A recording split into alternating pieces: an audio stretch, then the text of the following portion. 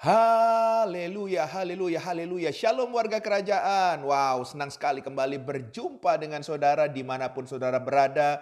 Doa saya kiranya setiap kita tetap sehat dan tetap dalam pemeliharaan Raja kita yang sempurna. Haleluya, haleluya. Bapak Ibu terkasih dalam Tuhan, kalau kita sedang fellowship dengan saudara-saudara seiman, kita ketemu dengan hamba-hamba Tuhan, seringkali kita mendengar adalah sebuah kata yang sebetulnya cukup familiar dengan telinga kita. Ya, seringkali kita mendengar kata, jangan lupa ya membuat mesbah. Haleluya. Ya, sebetulnya kata mesbah itu bahkan sudah ada dalam perjanjian lama ya. Seringkali tapi kita tidak mengerti apa maksud dari mesbah itu ya. Oleh sebab itu coba kita lihat sama-sama dalam Keluaran pasal 30 dimulai dari ayat yang pertama sampai dengan yang keenam. Demikian firman Tuhan, haruslah kau buat mesbah tempat pembakaran ukupan, haruslah kau buat itu dari kayu penaga. Sehasta panjangnya dan sehasta lebarnya sehingga menjadi 4 persegi, tetapi haruslah 2 hasta tingginya. Tanduk-tanduknya haruslah seiras dengan mesbah itu. Haruslah kau salut dengan emas murni bidang atasnya dan bidang-bidang sisinya sekelilingnya. Serta tanduk-tanduknya haruslah kau buat bingkai emas sekelilingnya.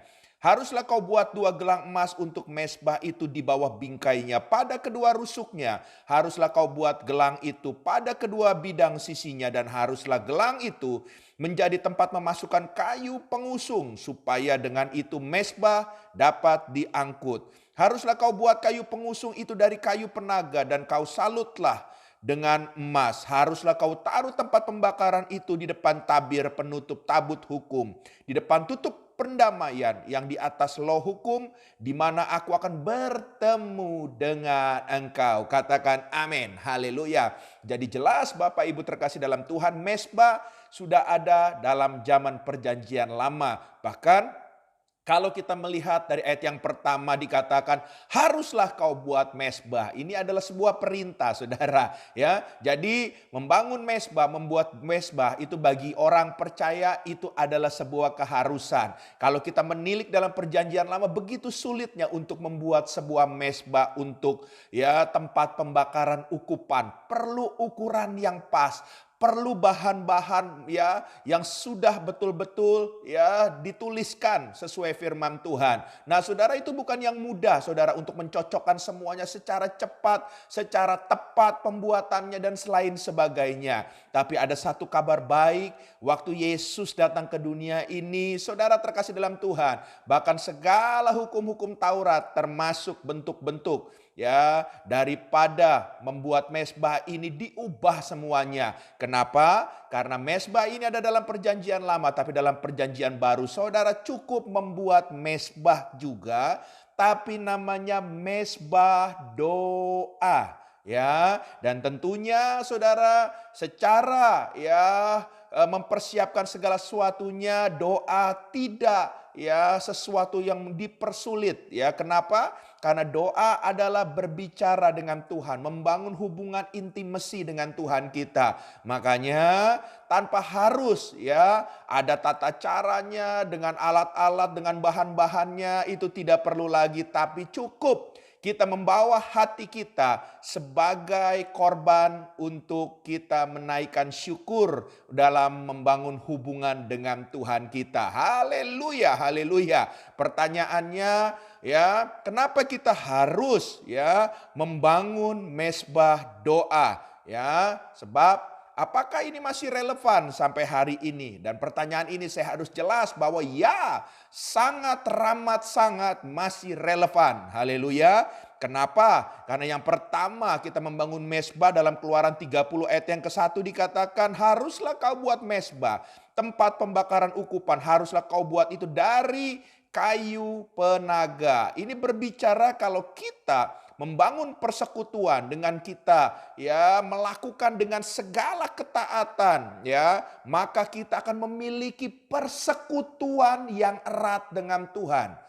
Sebab dalam perjanjian lama mereka tidak akan bisa memiliki hubungan yang erat kalau mereka aja nggak mau melakukan dalam membuat mezbah tersebut. Tapi dalam perjanjian baru dengan saudara membuat mezbah doa, artinya saudara ingin mau membangun persekutuan yang erat dengan Tuhan kita. Dan saya percaya Tuhan sangat menghargai itu. Katakan sama-sama amin.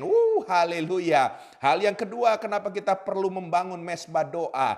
Ya, karena dalam kehidupan ini kita tahu bahwa kita harus menghadapi yang namanya peperangan rohani. Haleluya. Ya, di mana kita ya bisa melakukan peperangan rohani ini?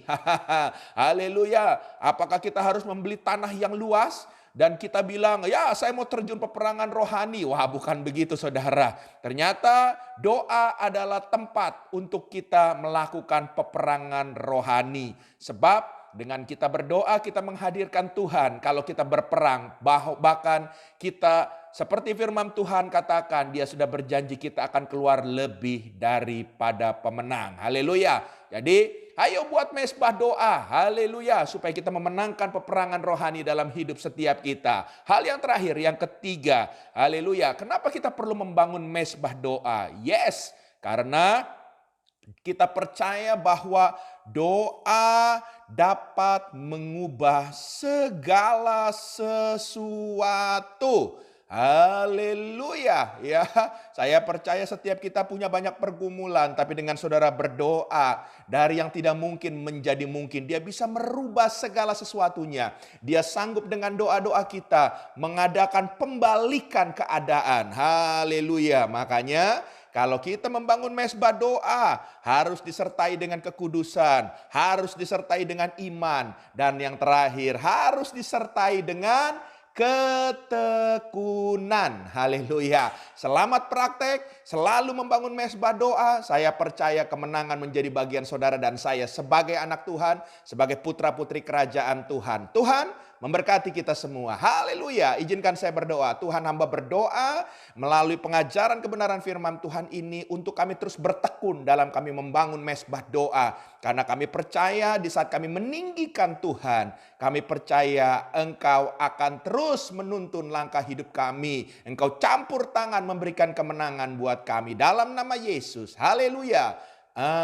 Amin.